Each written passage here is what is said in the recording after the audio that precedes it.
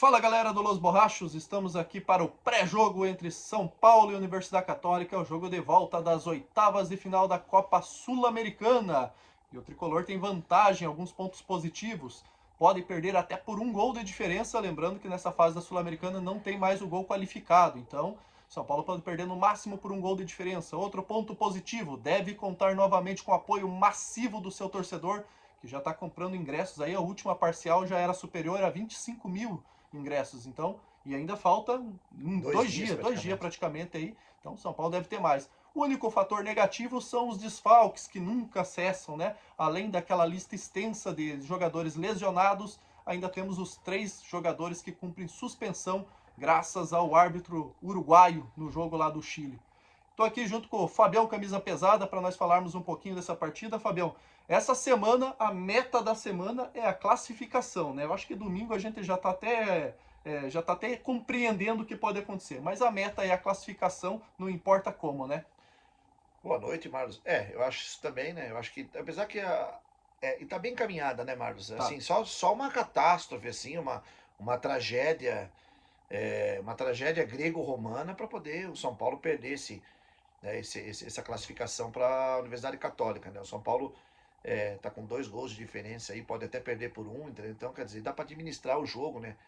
Dá para administrar e como foi importante, né, o resultado de domingo Sim, e da principal, calma, né? da calma, e principalmente o resultado de quinta-feira também, né? Os 4-2 aí que, entendeu, já nos credencia aí a já se preparar para o próximo adversário da Copa Sul-Americana. Marlos, e sobre o domingo, como você falou, né? Mais ou menos, já é, como diz assim, meio que cartas Já, marcadas aí. já vamos já Já, conformando já já, vai se porque conformando, né? de repente se conseguir alguma coisa lá, é bom também que o São Paulo aí com essa série de desfalque traz um ponto positivo, que é o São Paulo venceu no domingo o Campeonato Sim, Brasileiro. O jogo que poderia vencer, ele venceu, né? sim. Ficou devendo lá do Juventude, mas agora fez a parte dele. Sobra um pouquinho de tempo para pensar na próxima semana, que é outro mata-mata, é Exato. outra guerra, aí já é bem mais complicado do que dessa. É. E falando um pouquinho ainda da partida, Fábio, não só o São Paulo tem as condições de se classificar, mas tem a condição também de vencer o jogo, né? Sim, Porque a Universidade Católica, para mim, me decepcionou o que eu esperava dela. Eu achei que seria mais difícil. Um time que veio da fase de Libertadores, eu vi alguns jogos deles na Libertadores e vi que não era tão ruim quanto foi nessa partida. Me surpreendeu negativamente. Acho que o São Paulo tem condição de vencer, inclusive, essa partida mesmo com esses desfalques, né? com certeza, Marcos. É verdade mesmo. Eu penso da mesma forma. Até eu falei no comentário no pós-jogo, né?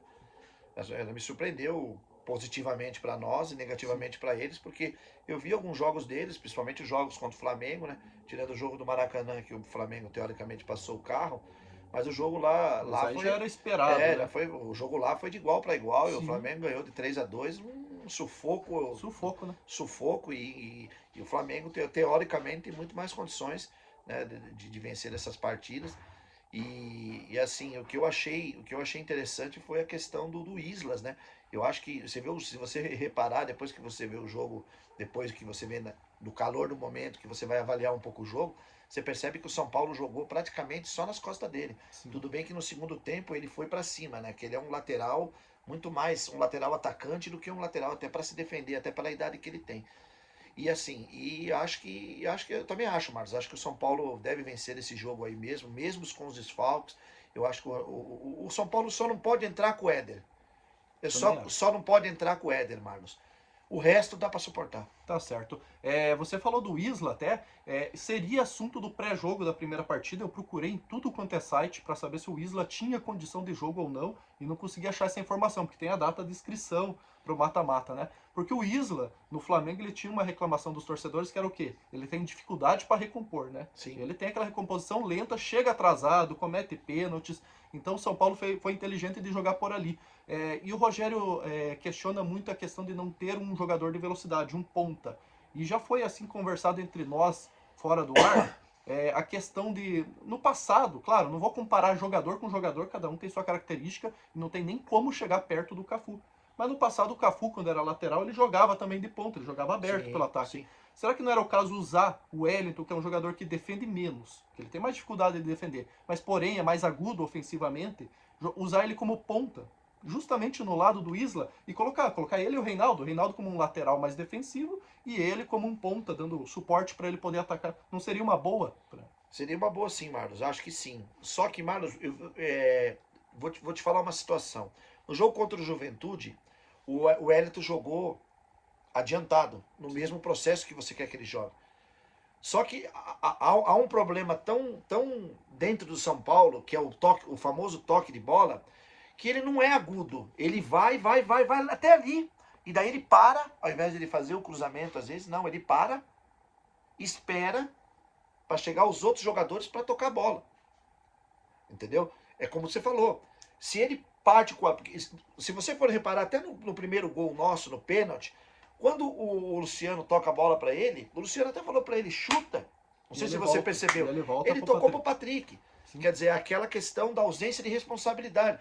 Porque ali ele tinha tudo para definir, cara. Era um chute cruzado ali, o goleiro não pega, cara. Sim. Da distância que tava, tudo, o goleiro não pega. Então o que acontece? O jogador, aí falta o tesão do jogador, falta a vontade do jogador de se ausentar. E sim ausentar dessa responsabilidade. Esse é um jogo que vai ter, que o São Paulo até pode errar, pode se dar o luxo de ter um erro dentro do jogo, de tentar uma coisa nova. Que eu acho que é isso que esses jogos, teoricamente, já praticamente já não... dizendo que tá no futebol tudo pode acontecer, mas esse jogo, realmente, o São Paulo tem uma grande vantagem. Dá para ele arriscar, dá para ele fazer algo diferente. Mais ou menos isso que você tá fazendo. E eu vou aproveitar aquela fala tua ali que você falou, menos o Éder, seria só o Luciano, porque afinal de contas o Caleri está suspenso. Quem seria o melhor companheiro de ataque para essa partida? Tem a situação que o Patrick já jogou como um homem a mais no meio campo, sendo o atacante, né, chegando à área. E aí teria que ser Rigoni, ou o próprio André Anderson, que é um meio atacante. Quem seria a sua aposta para esse jogo? Então, eu ia de André Anderson, eu vou te falar o porquê. Eu não colocaria o Rigoni porque pela própria cara, pelo jeito, pela má vontade. Ainda né? não... Pela má vontade. Ou então, com todo respeito, colocaria até o próprio Toró.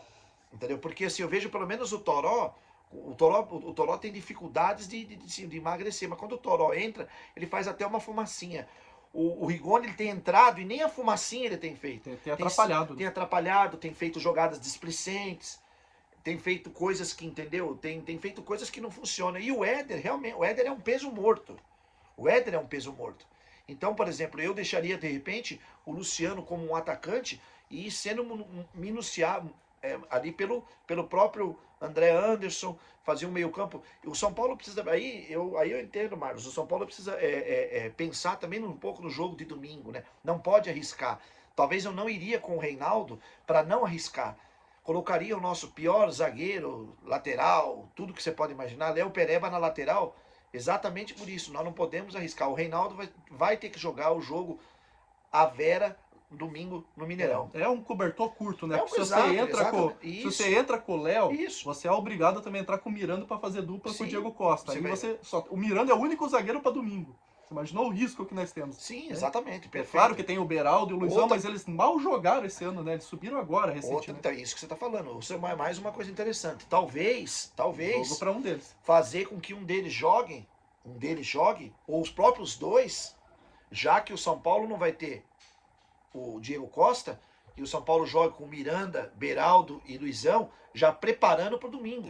Diego Costa vai jogar porque já não joga domingo. O Léo pode jogar porque não joga domingo. Entendeu? Aí seria uma boa testar um dos dois, né? Porque de uma dessa aparece uma oportunidade. Eu te falei, até os próprios dois para poder, porque para ganhar a cancha, né? Para ganhar a cancha, porque o jogo de domingo é importante, até o resultado. Por exemplo, o São Paulo de repente tem um revés de um gol de diferença.